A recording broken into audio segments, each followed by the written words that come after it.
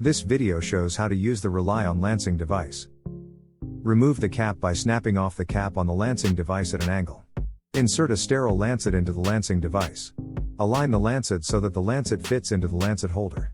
Push the lancet into the device until it snaps into place and is fully seated in the holder. Twist the protective disc until it separates from the lancet.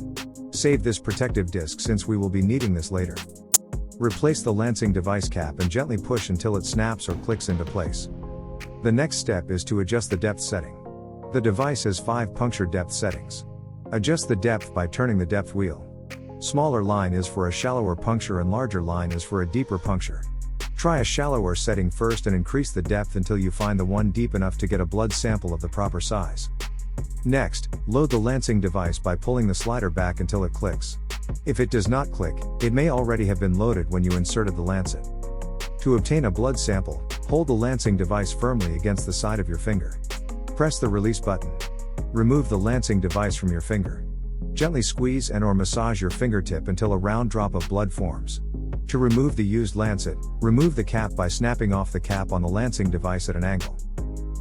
Before removing the lancet, place the lancet protective cover on a hard surface, then push the lancet tip into the protective disc. To remove the lancet, press the release button and pull out the lancet.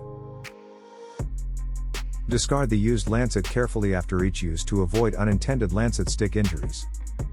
Next, place the cap back onto the device and gently push until it snaps or clicks into place. This is how to use the ReliOn Lancing Device. Thanks for watching.